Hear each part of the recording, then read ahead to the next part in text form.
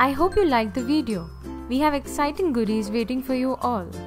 All you have to do is just try to make same project and shoot the video of the same and share the video on the given email ID below.